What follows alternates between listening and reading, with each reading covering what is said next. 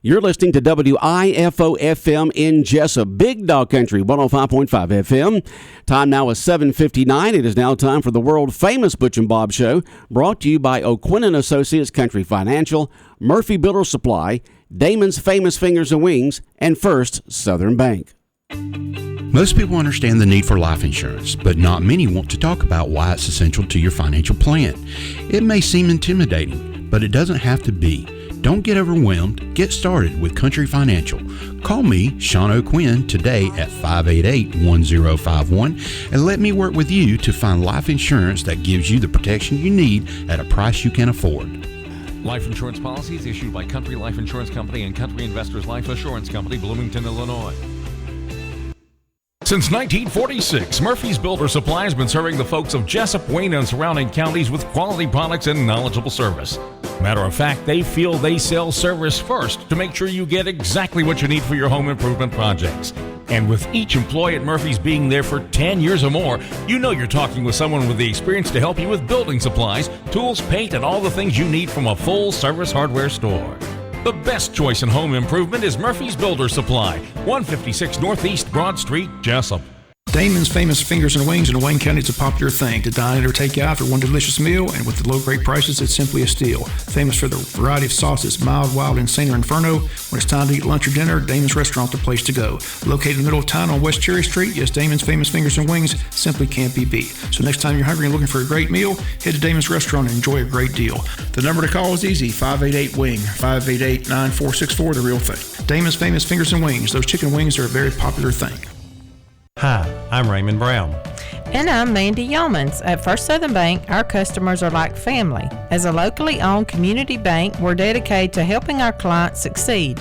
We have loans for every need, whether it's personal or business. We have lines of credit, auto loans, equipment loans, and of course, we offer mortgages. Stop by our bank or call us at 912-588-1010 and see how First Southern Bank can help you. Member FDIC Equal Housing Lender. The following is an exclusive presentation of Jessup Broadcasting, the sports leader in Southeast Georgia. World famous. The world famous Butch and Bob Show.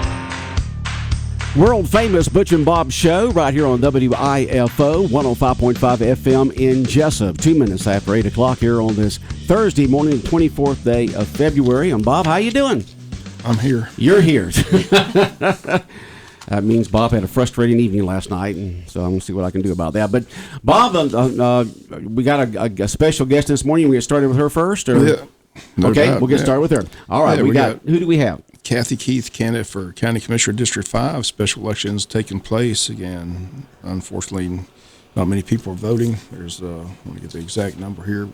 In the district, you've got 3,599 voters in the district, and after 3 days, 32 people voted. The polls have been open 27 hours. I mean, that's averaging a little over one per hour. Kathy, where's the voters? What's going on in District 5? That's a good question. I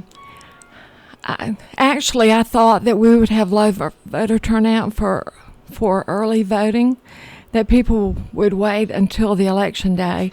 And I think part of it is that there are only two of us running, and so they're not eager to hurry up and get there and vote.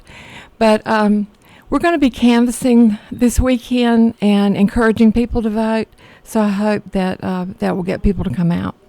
Well, again, hopefully it'll pick up. I said it goes all the way till Friday, March the 11th, and then they got the date of March 15th, which is the voting day. Again, two candidates in the race. But, again, you're seeking this position on the County Commission Board. If you get elected, what would you like to see done? What do you hope to bring to the Commission Board? Well, I'd like for us to have a government with integrity and in the spirit of unity.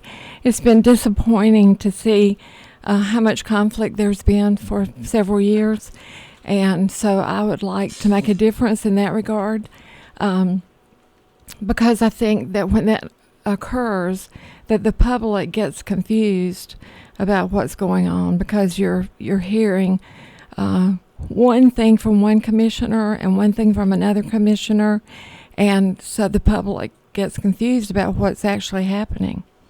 And if you or your opponent wins, a female comes to the board, do you think a female perspective may help bring some unity? Or Well, actually, I do think a female makes a difference.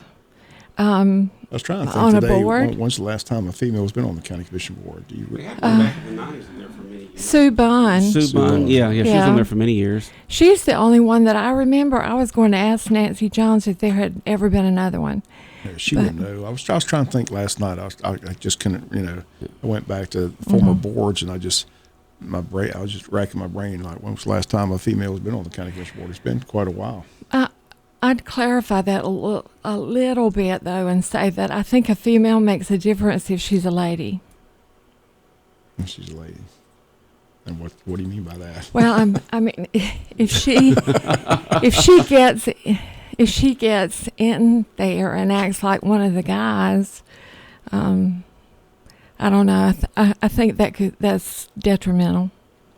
So again, you're seeking this position, District 5. How are you campaigning? I mean, most people are out seeing people now. The pandemic's kind of died down here in Wayne County. So are you going door to door? Are you still on the phone? Are you doing Facebook? Or how are you Well, campaigning? I'm going to go try to go door to door this weekend with some door knockers that I will leave if people are not there, so that they will know that I tried to make a contact. It's been a lot different campaigning this time than when I ran for city council, because you could look up phone numbers, and now you can't. You can't find people's phone numbers. And when I ran before, I had a phone tree so that everybody had a page, and they called everyone the night before and said, when you go to the polls tomorrow, Kathy Keith will appreciate your vote.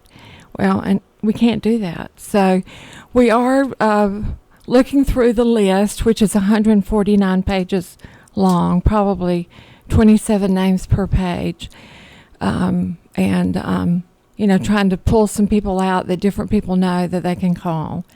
And, of course, you've seen my signs. I've put up 500 signs, which is a lot. And I did ride around, though, last night. I ride around and check on them, and several of mine had been taken down in areas that they should not have been taken down. So I don't know what's going on with that. But anyway, so, we've tried to do that. I've had newspaper ads and radio ads. Yeah, we assume everybody knows who Kathy Keith is. I mean, I should have started by having you just, for those out there that don't know who Kathy Keith is, tell everybody a little bit about Kathy Keith, what you've been involved in. I mean, you've been involved in a lot of community activities, civic groups, and things like that. So for those that may not know who Kathy Keith is, just explain who Kathy Keith is. Okay. I've had a long career in aging workforce and economic development, either through work activities or volunteer activities. I've always worked with grant-funded programs funded by the government. So in some regards, I've been in governmental jobs because they have paid my salary and that type thing. I worked for many years with Green Thumb, and in that job, I assisted people 55 years of age and older who had a limited to moderate income, and tried to help them get into a host agency where they worked, and we paid their salary for 20 hours a week. And then the goal was to have them hired by the agency or find them an unsubsidized job in the private sector so they could have benefits and that kind of thing. So, and then I was executive director of Coastal Workforce Services in Savannah, and I worked with the Workforce Investment Board, and we had youth, adults, dislocated worker dollars that we assisted people in getting reemployed or upskill training. And we also had a $1 million national emergency grant that Congressman Jack Kingston worked with us to get, where we assisted with a paper mill closing, where the average age of the person working at the mill was 55.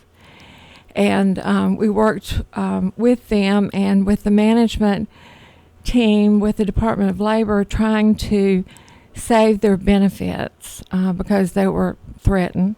And so we did that.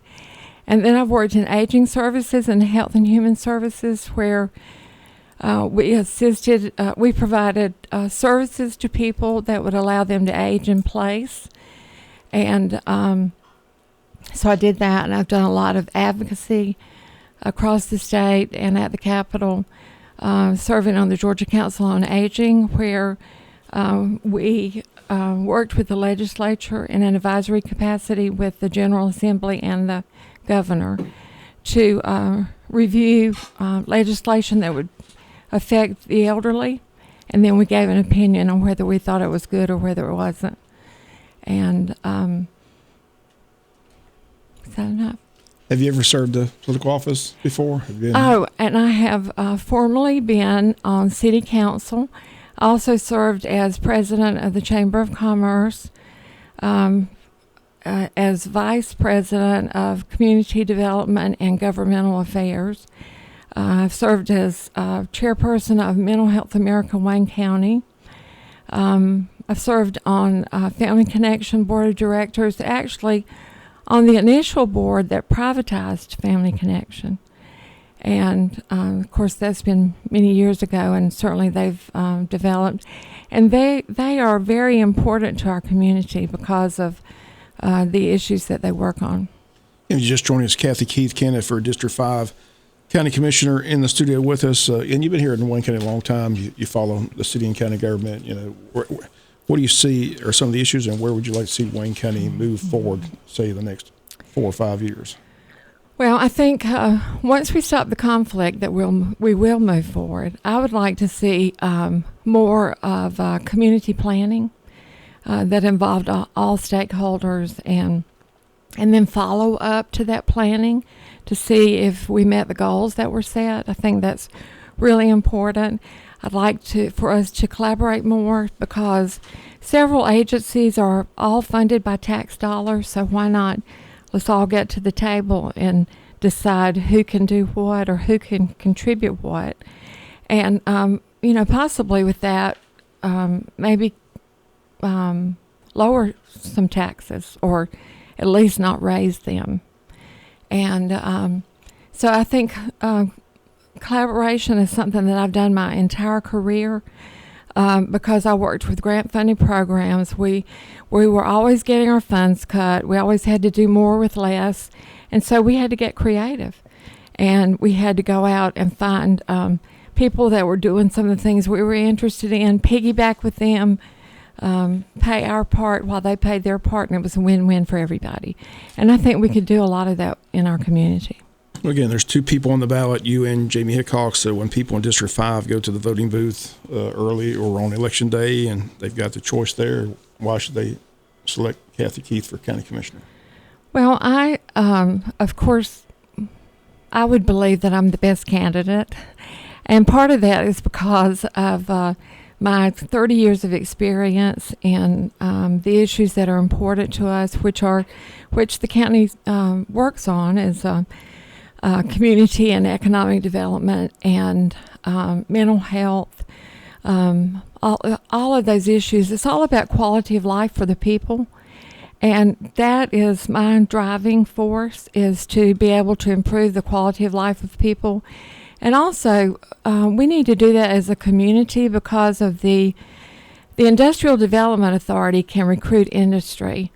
But we have to make sure that our community has a prepared workforce, and that we have things that our social makeup that are attractive to businesses, because they're looking for communities where their employees can live and thrive.